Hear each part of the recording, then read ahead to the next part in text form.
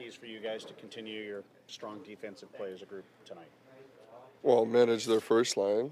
I think there's the best player in the world up there. He's humming right now, so we need to stop him for sure. I think keep doing what we're doing, working as the unit of five, play a strong defensive game. How important is the neutral zone against him to try and make sure he can't pick up? Yeah, for sure. It's huge. I mean, the centerments got to do a good job for us. The wingers who are coming back, they got to come back through the middle, so you cannot go 200 miles per hour on us. You know, it's hard to stop him when he's at his top speed. So I think just to work as the unit of five, like I said before, yeah. Everybody talks McDavid, Matthews, but you've played with them. In your mind, is McKinnon not the best player in the league? Yeah. Overall, the total package, speed, release. If I would have built a team, I would have built around him over those two guys because he's a winner. He won the Stanley Cup for sure. What about discipline for you guys and how important that's been, just one penalty in each of these last 4 games?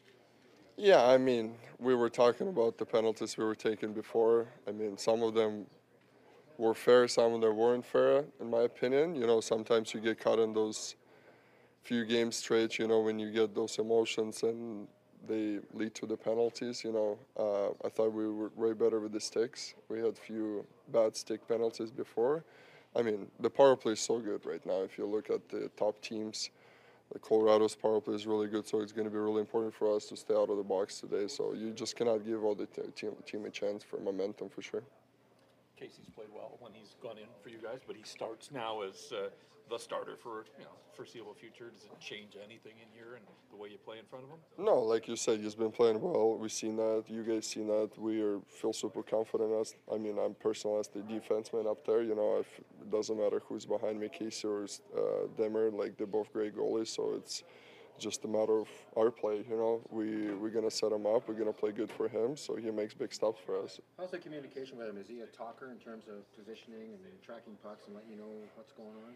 Goalies are different. Yeah. You know, like I haven't seen one talker goalie. You know, so it's like you just leave him alone, kind of get out of the way. We know our job. I mean, obviously, probably during the game when he doesn't see the puck, he wants you to clear the front of the net. That's our job. I think. Our team, we have big D. We can box anybody out, you know, make it, life easier for him for sure. And then when we're on his way, he will let us know. Speaking of those big defensemen, having Carson Soucy back in the lineup, what's he kind of done to help balance out the rest of the defense corps? Well, his pulse probably not going higher than 80 RPM, so he's brings the calmness to our back end for sure. He's super smart, intelligent player up there. You know, he's really in a good positioning all the time, and he's super calm with the puck and can make great plays. So I think that's for sure his main attribute over there. What's your beats per minute in a game? I get a little too fired up sometimes, you know, after big hits or something. But I'm trying to be calm and with the puck, you know, because I think if you're nervous to make a play, you're gonna make a mistake. You guys don't generally get 2 full days off in the middle of the season the way you did earlier this week, 3 days between games. Do you think that's going to benefit you as a group as you get I back like in? that. I think it's on real stretch before the playoffs. I think you can get some workouts and you can get a lot of off-ice stuff. What you're going to need in the long run in the playoffs, I think it's really good for your body to take care of at this time. You know, I think we have 2 games in 8 days, then we have 4 games in 8 days, and then we have 2 games in 7 days again. So I think there's enough rest, there's enough free days when you can get better off the ice, workout, bike, and everything, take care of your body, take care of your injuries. So I think it's on real stretch for us, for sure, before the playoffs. And also we're playing at home for 9 games. We have our best crown in the league. It's always exciting. After the way you guys started this homestand, how much of a message can you send with another strong performance tonight to the league? Well, it doesn't get bigger. You know, it's former Stanley Cup champions, they contenders this year. I think they have a really good team. Plus, they have a best player in the world. So I think it's the guys should be fired up for Rick, I guess your expectations tonight with the Colorado Avalanche in town. What are you looking from your group tonight? Yeah, I mean, obviously, Colorado was a great team, but I don't care who we're playing tonight. I like the way we're playing. Can we keep trending on that direction? Play without the puck. Obviously, we're playing a highly. It's a obviously they had a great game last game. McKinnon's a handful. they got their. But I do like the way we played against them in Colorado, so we should have some confidence because of that, and because of the way we're playing. The way that you guys are kind of set up here with all these home games, from the coaching staff's perspective, like with the extra practice time, the way you guys have played over the last 4 games or so, like how good of a spot is the coaching staff in right now with how you guys are working with the players? Well, you get more teaching time. You know, when we're condensed, you don't spend as much time with the players because you got to be conscious how much you're giving them. You know, there's games after games after games. Now that there's spaced out, you know, there's 4 or 5 guys in the offices, individual teaching. You have more time with a player when you have this type of stretch. Plus, you know, we get to practice next couple of days. Some stuff that we can work on. So it's obviously every team goes through that wherever they get that break in the schedule, and ours happens to be in March. Tyler Myers was out skating again, second day in a row, but he stayed out late. So is it the same 6 defensemen tonight? Yeah, I think we're going. I actually had to talk to Mizey here. I haven't talked to him yet. But we haven't really made our final decisions. But you know, it's prudent. Though I do want him to get a couple of practice in. But you know, he could have played tonight, I think. But you know, I'll talk to him today. See how it goes. JT's done a nice job this year taking on matchups. Yeah. Obviously, McKinnon leads the National Hockey League in scoring, and there aren't many tougher matchups. But when you task JT with those sorts of things, like, do you think it brings out the best in his game? Yeah, you know, he's, you know, when I put him against a guy, if he's ready, the guy's on the ice, he's looking at me like, get me out there. You know, you like that about him. You know, he's taken that upon him. He wants to go against the McKinnons and the McDavids of the world. But the way we're set up with Lindy now here, Petey's a damn good 200-foot player too, so it's not critical. But yeah, there's some matchups that I do like Millsy out there against a bigger, stronger guy, of course. Hughes and McCarr is something we've been watching since both guys came into the league. Can you size up that matchup a little bit and just how well Quinn has been playing the last few games? I think Quinn's last 3-4, like, you know, before that, he was a little, he'll even tell you he didn't like his game. I think when he's defending without the puck, the other stuff comes. You know, when he's thinking too much offense, I think it's so he gets in trouble. But I think he's been terrific defending the last 3-4 games, like really hard. And the way he does it, I mean, obviously he's different than bigger defenseman, but he's quick. He knows he's got a good stick. And then when he's got, you know, what's good defense when you have the puck on your stick? You know, he always has the puck on his stick, so that's good defense too. So, you know, I think he's recharged too. He's played a lot of hockey. There's been a lot of games in February, and I think this break has helped him the most. In that matchup, the two of them? Yeah, I think anytime you get 2 marquee guys, it's fun to watch. But for me, you got to be, you know, I've always said this, even with the individuals, it's about the teams.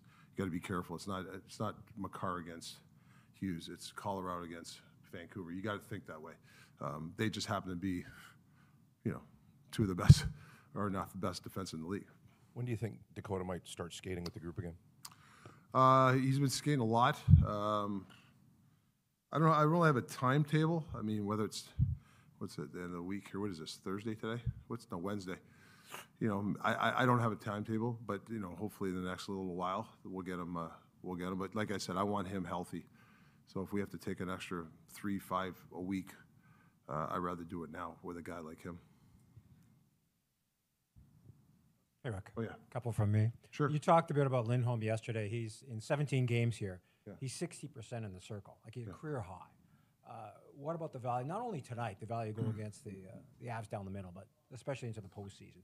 Can you speak a little to that value of a guy who he's great in the circle, but the way he reads the game, his game management seems to be there. We focus obviously on the offense, but Sure. everything else that's there. Well, play without the puck is what I mean. Listen, he'd like to, you know, I think he's going to get offense, and he will get offense. But to me, the play without the puck, there's the subtleties that I really watch him, where he covers for somebody.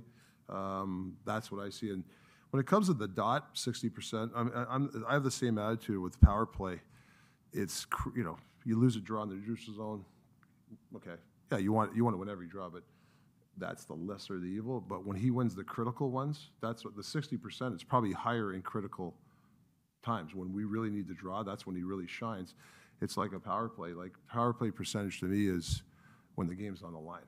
You know, you make it 6-2. Power play gets, you know, it's good for the stats, but it's 3-3, 6 minutes left, that's when your power play wants to score, and that's the pressure. It's the same thing with the dots. 4 minutes left. I saw that in this trip. We had some critical face-off, situations with tired people, and he won that draw. So that's the way I look at the pressure of when guys are going in there. Trade deadline's always a tenuous time for players. There was some speculation regarding Lindy. Yeah. As a coach, when it passed, do you speak to him at all just to make sure that his head is in the right place after going through something like that? I spoke to him on the trip before the trade deadline to tell him, my feelings and what was being said. So, and I think he appreciated it.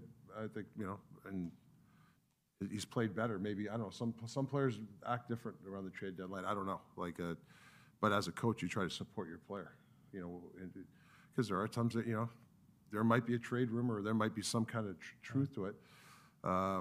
This one wasn't, but there has been times as a coach you got to make the guy, put him in the best possible frame, mind frame for sure. Hey, Rick, just in regards to Demko being out for the next few weeks, does that change the team's approach at all regarding strategy? And how do you use that adversity to help motivate the team during this next stretch? Yeah, it's a good question. No, I don't think it changes strategy at all. It's not all of a sudden you play better defense or we're going to go to a 1-4, to protect. No, you play the same way. We still have the same philosophy. Hopefully the goalie can play half the net. We take the backside away from him. But no, we don't change our feeling because of who's in net. And if you guys continue to widen the gap in the standings during the stretch, do you look at potentially limiting the minutes of a Hughes, Pettersson, and keep them fresh for the playoffs? I don't think. I think about tonight. That those discussions will happen, whatever happens. But right now, I don't think that way. I just think about Colorado first period. Our pre-scout tonight. The information I give them. I don't think anything in the future about that. I know you've addressed the importance of Carson Soucy before, but through every game, it seems like it's always a positive result. What has he meant to this team? Yeah, I think I've said this before. He's a calm guy. Calmness. If things get a little hectic out there, he seems to be a calm and influence to a lot of guys. It seems like whoever plays with him, his partner, he calms that partner down. And I think that's why even him and Mizey, they had a good run there before he got hurt. They were really good together, Myers. And now you got him and Kohler, same thing. They've done a nice job. So, yeah, he's just a guy that low maintenance guy. He's a pleasure to coach. Really is.